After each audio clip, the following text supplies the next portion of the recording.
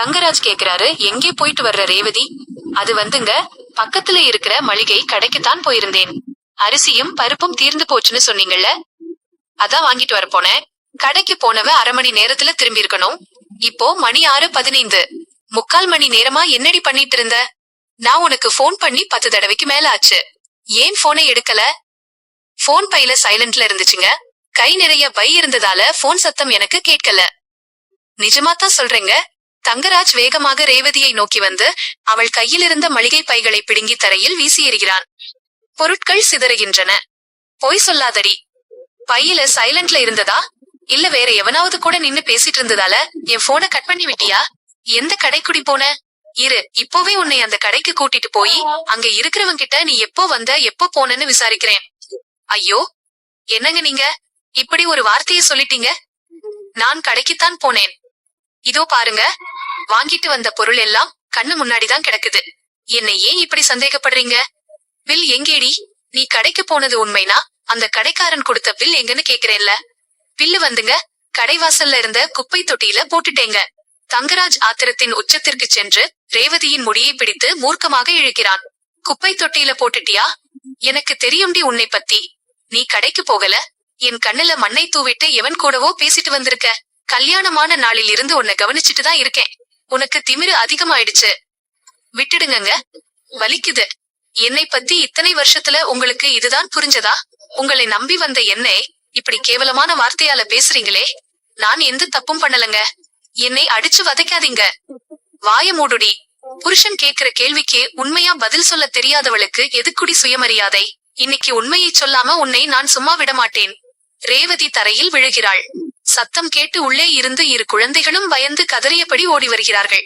தங்கராஜின் தாய் சமையல் அறையிலிருந்து பதறியடித்துக் கொண்டு ஓடி வருகிறார். அம்மா, அம்மாவை அடிக்காதீங்கப்பா, அம்மா பாவம்பா. டேய் தங்கராஜ், என்னடா பண்ற? பைத்தியம் பிடிச்சிருக்கா உனக்கு?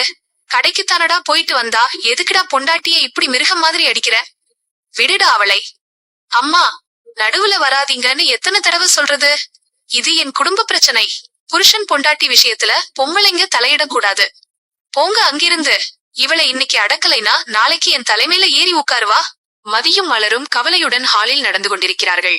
மதி தன் மொபைலை எடுத்து ரேவதிக்கு அழைப்பு விடுக்கிறாள். அழைப்பு செல்கிறது, ஆனால் யாரும் எடுக்கவில்லை. மலர் கேக்குறாங்க, என்ன மதி, ரேவதி அண்ணி போனை எடுக்கலையா? எனக்கு மனசே சரியில்லைடி. அந்த தங்கராஜ் அண்ணன் கோபமா போனதை பார்த்தா எனக்கு பயமா இருக்கு. இருங்க அக்கா, மறுபடியும் கூப்பிடுறேன்.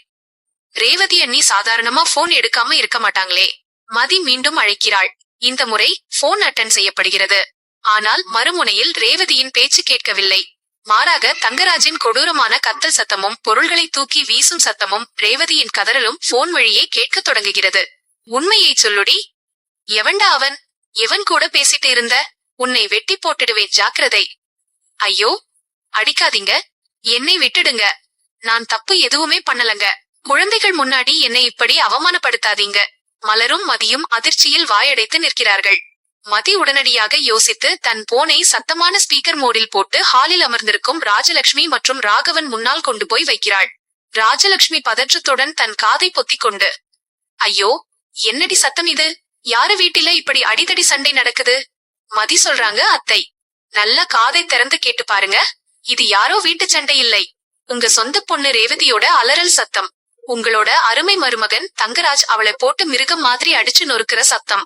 ராஜலட்சுமி அதிர்ச்சியில் உறைந்து உதடுகள் நடுங்க. என்னடி சொல்ற? என் பொண்ணையா? பெற்ற வயிறு எரியுதே. என் செல்ல பொண்ணையா அந்த பாவி இப்படி அடிக்கிறான்? ராகவன் ஆத்திரத்தில் என் பொண்ணை கை நீட்டி அடிக்க அவனுக்கு எவ்வளவு தைரியம்? இப்போவே போறேன்.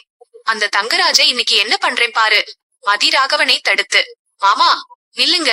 நீங்க கோபத்துல போனா அங்க பிரச்சனை இன்னும் பெருசாகும். அவன் ரேவதியை இன்னும் அதிகமா வதைப்பான். முதல்ல சுரேஷுக்கு போன் பண்ணி விஷயத்த சொல்லி வர சொல்லுவோம். ஆம்பளையா சுரேஷ் போனாதான் ரேவதிக்கு ஒரு தைரியம் கிடைக்கும். நாங்களும் உங்க கூட வர்றோம். ரேவதி தரையில் ஒரு மூலையில் சுருண்டு அமர்ந்து அழுது கொண்டிருக்கிறாள். அவளது உதட்டில் இரத்த கசிவு, முகத்தில் வீக்கம். தங்கராஜ் எதுவும் நடக்காதது போல சோஃபாவில் அமர்ந்து பேப்பர் படித்துக் கொண்டிருக்கிறான். கதவு பலமாக திறக்கப்படுகிறது. சுரேஷ் புயல் போல வீட்டிற்குள் நுழைகிறான். அவனுக்கு பின்னால் மதியும் மலரும் ஓடி வருகிறார்கள். சுரேஷ் ரேவதியை பார்த்து பதறி ஓடி வந்து, அக்கா, என்னாச்சுக்கா உனக்கு? ஐயோ, கண்ணெல்லாம் வீங்கி இருக்கு, முகத்துல ரத்தம் வருதேக்கா. தங்கராஜ் பதற்றத்தை மறைத்து, டேய் சுரேஷ், ஒண்ணுமில்லடா, நீ ஏன் இப்போ பதறி அடிச்சிட்டு வர்ற? அவ சமையல் அறையில வேலை செய்யும் போது கை தவறி வழுக்கி விழுந்துட்டா, அதுக்கு போய் பெரிய விஷயமாக்குறீங்க. சுரேஷ் தங்கராஜின் சட்டையை பிடித்து, மாமா, என் முன்னாடி பொய் சொல்லாதீங்க. உங்க எல்லா கூத்தும் எனக்கு போன் மூலமா கேட்டுச்சு. எவனை ஏமாத்த பாக்குறீங்க? எதுக்குடா என் அக்காவை கை நீட்டி அடிச்ச? அவ என்ன உனக்கு அடிமையாடா? தங்கராஜ் சுரேஷின் கையை தட்டிவிட்டு, டேய், கையை எடு. புருஷன் பொண்டாட்டிக்குள்ள 1000 இருக்கும். அத கேக்குறதுக்கு நீ யாருடா? ரேவதி, சுரேஷ், நான் சொல்றேன்டா. நான் 1/2 மணி நேரம் பார்க் பக்கம் போயிட்டு வந்தேன்டா. அதுக்குத்தான் என்னை இவ்வளவு தூரம் சந்தேகப்பட்டு கண்டபடி பேசி அடிச்சிருக்காருடா. சுரேஷ் தங்கராஜை பார்த்து, இங்க பாருக்கா, இந்த ஆளு மனுஷனே இல்லை, மிருகம். இனிமே ஒரு நிமிஷம் கூட நீ இந்த நரகத்துல இருக்க கூடாது. குழந்தைகளை எடு, நட நம்ம வீட்டுக்கு. என் பொண்டாட்டி, என் குழந்தைகள் எங்கேயும் வரமாட்டாங்க. இது என் வீடு. என் வீட்டு எல்லைக்குள்ள வந்து என்னை எதிர்த்து பேசுறியா? ரேவதி தங்கராஜின் கண்ணை நேராக பார்த்து, இனிமே இது என் வீடு இல்லை. அடிச்சு அவமானப்படுத்துற புருஷனும் ஒவ்வொரு நிமிஷமும் சந்தேகப்படுற இந்த நரக வாழ்க்கையும் எனக்கு தேவையில்லை. என் தம்பியோட நான் போறேன். என்னை யாராலும் தடுக்க முடியாது. அது இருங்க சுரேஷ், போறதுக்கு முன்னாடி ஒரு முக்கியமான கணக்கை முடிச்சிட்டு போயிடலாம். தங்கராஜ் சார், 2 நாளுக்கு முன்னாடி நான் வேலை பார்த்த காலேஜுக்கு நீங்க எதுக்காக போனீங்க? நான் எதுக்குடி உன் காலேஜுக்கு போக போறேன்? எனக்கு என்ன வேலை அங்க? சும்மா கண்டதையும் உளராத மதி. மதி தன் ஹேண்ட்பேக்கில் இருந்து ஒரு ஐடி கார்டை எடுத்து நீட்டி, அப்போ இது என்ன? அன்னைக்கு காலேஜ் வளாகத்துல கீழே விழுந்த உங்களோட ஐடி கார்டு. என் காலேஜ் மாணவன் ஒருத்தன் இதை எடுத்து பத்திரப்படுத்தி என்கிட்ட கொடுத்தான். இப்ப சொல்லுங்க, என் வேலை போனதுக்கும் காலேஜ்ல என் மேல வராத பழியை போட்டதுக்கும் பின்னாடி நீங்க தானே இருந்தீங்க. அது வந்து நான் சும்மா ஒரு வேலை விஷயமா போனேன். சுரேஷ் ஆத்திரத்துடன் தங்கராஜின் நெஞ்சில் கை வைத்து தள்ளி, மாமா, மதியோட வேலை போனதுக்கு நீங்களா காரணம்? உண்மையை சொல்லுங்கடா. ஒரு பொண்ணோட வாழ்க்கையை அழிக்கிற அளவுக்கு நீங்க கீழ்த்தனமானவரா? தங்கராஜ் சுரேஷின் கையை தட்டிவிட்டு, ஆமாடா, நான் தான் பண்ணேன். அதுல என்ன இப்போ? மதி வேலைக்கு போனா அவளுக்கு திமிரு அதிகமாகுது. சுயமா சம்பாதிக்கிற பொம்பளைங்களுக்கு வீட்ல இருக்கிற புருஷனையும் குடும்பத்தையும் மதிக்க தெரியாது. இவளை பார்த்து என் பொண்டாட்டியும் கெட்டு போயிடுவா. அதான் இவளுக்கு ஒரு நல்ல பாடம் கத்து கொடுக்க நினைச்சேன். என்னடி பண்ணுவ இப்போ? பாடம் கத்து கொடுக்கறீங்களா? ஒரு பெண்ணோட பல வருஷ உழைப்பையும் அவளோட எதிர்கால கனவையும் சதி பண்ணி அழிச்சிட்டு அத பாடம்னு சொல்றீங்களா?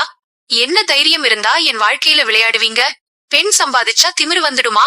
உங்க ஆதிக்க மனப்பான்மைக்கு முன்னாடி ஒரு பெண் நிமிர்ந்து நின்றா உங்களுக்கு பொறுக்காதே. அந்த நேரத்தில் கதவை திறந்து கொண்டு இன்ஸ்பெக்டர் தலைமையிலான காவல்துறையினர் உள்ளே நுழைகிறார்கள். மதி ஏற்கனவே காவல் நிலையத்திற்கு தகவல் கொடுத்திருந்தாள். இன்ஸ்பெக்டர் தங்கராஜ், உங்களை குடும்ப வன்முறை சட்டம் மற்றும் ஒரு பெண்ணின் வேலையை கெடுக்க சதி திட்டம் தீட்டிய குற்றத்துக்காக கைது பண்றோம். இன்ஸ்பெக்டர் சார், இது எங்க குடும்ப பிரச்சனை சார். நாங்களே பேசி தீர்த்துக்கிறோம் சார். குடும்ப பிரச்சனையா? ஒரு பெண்ணை கை நீட்டி அடிச்சு அவளோட வாழ்வாதாரத்தை அழிக்கிறது குடும்ப பிரச்சனை இல்லை, குற்றம். சட்டப்படி தண்டனை அனுபவிங்க. கூட்டிட்டு போங்கடா இவன. போலீசார் தங்கராஜை கையோடு அழைத்துச் செல்கிறார்கள். ரேவதி தன் 2 குழந்தைகளையும் கட்டியணைத்து அழுதபடி அமர்கிறாள். பின்னால் வந்த ராஜலட்சுமி ஓடி வந்து ரேவதியை கட்டிப்பிடிக்கிறாள். ராஜலட்சுமி, என்ன மன்னிச்சிடுமா ரேவதி, உன் கஷ்டம் புரியாம அவன் நல்லவன் நினைச்சு உன்னை அந்த பாவி கிட்ட விட்டுட்டோமேமா. இனிமே நீ நம்ம வீட்டிலேயே இருமா. மதி அக்கா, எனக்கு இன்னைக்கு ஒரு புது காலேஜ்ல இருந்து அப்பாயின்மெண்ட் ஆர்டர் வந்துருச்சு. உதவி பேராசிரியரா என்னை தேர்ச்சி பண்ணிருக்காங்க. சுரேஷ், வாழ்த்துகள் மதி. உன்னோட திறமைக்கு கண்டிப்பா நியாயம் கிடைக்கும்னு எனக்கு தெரியும். அந்த தங்கராஜ் பண்ண சதியெல்லாம் உன் திறமைக்கு முன்னாடி தோத்து போச்சு. ரொம்ப நன்றி சுரேஷ். அது மட்டும் இல்ல, இன்னொரு சந்தோஷமான விஷயம் இருக்கு. நான் சும்மா இருக்கல. நம்ம மலர் அக்காவுக்கும் ரேவதி அன்னிக்கும் அவங்க படிப்புக்கு ஏத்த மாதிரி ரெஸ்யூம் தயார் பண்ணி 2 கம்பெனிக்கு அனுப்பியிருந்தேன். இருவருக்குமே நாளைக்கு நேர்முக தேர்வுக்கு வர சொல்லி அழைப்பு வந்திருக்கு. மலர் நம்ப முடியாமல், எனக்கா? மதி, நிஜமாவா சொல்ற? எனக்கு எப்படிடி வேலை கிடைக்கும்? நான் கல்யாணத்துக்கு அப்புறம் வீட்டையும் சமையலறையையும் தவிர வேற எதையுமே பார்த்ததில்லையேடி. எனக்கு பயமா இருக்கு. அக்கா, உங்களை நீங்களே குறைச்சு எடை போடாதீங்க. சமையலறையில குடும்பத்தை நிர்வகிக்கிற திறமை இருக்கிற உங்களுக்கு ஒரு அலுவலகத்தை நிர்வகிக்கிற திறமை கண்டிப்பா இருக்கும். பெண்களோட உண்மையான பலமே அவங்களோட சுயமரியாதை தான். நம்ம கையில 4 காசு சொந்தமா இருந்தா தான் இந்த சமூகம் நம்மளை நிமிர்ந்து பார்க்கும். புருஷனோட தயவுல வாழணும்ன்ற அவசியம் இல்லை. அடுத்த நாள் மாலை இன்டர்வியூ முடிந்து மலரும் ரேவதியும் வீட்டிற்குள் நுழைகிறார்கள். ரேவதியின் முகத்தில் அளவற்ற மகிழ்ச்சியும் தன்னம்பிக்கையும் மிளிர்கிறது. அவள் கண்கள் ஆனந்த கண்ணீரால் நிறைந்திருக்கின்றன. ரேவதி ஓடி வந்து மதியை கட்டிப்பிடித்துக் கொண்டு, மதி, எனக்கு வேலை கிடைச்சிருச்சுடி. அந்த பள்ளிக்கூடத்துல என்னைக்கு ஆசிரியை வேலையில சேர்த்துக்கிட்டாங்கடி. இத்தனை வருஷமா என்னை அடிமையா வச்சிருந்த அந்த பயமும் தாழ்வு மனப்பான்மையும் இன்னைக்கு என்னை விட்டு மொத்தமா ஓடிடுச்சுடி. மலர், எனக்கும் அடுத்த வாரம் வேலைக்கான பயிற்சி தொடங்குது மதி. நீ கொடுத்த தைரியம்தான் காரணம். பாத்தீங்களா அண்ணி, இனிமே நாம யாருக்கும் பயந்து வாழ வேண்டியதில்லை. பொம்பளைங்கன்னா சகிச்சு போகணும், அடி வாங்கணும்ன்ற கட்டாயம் இல்ல. நம்ம வாழ்க்கைய நாம தான் தீர்மானிக்கணும். அடிமைத்தனத்தை உடைச்சு எரிஞ்சு எழுந்து நில்லுங்க. இந்த உலகமே நமக்கு வழிவிடும்.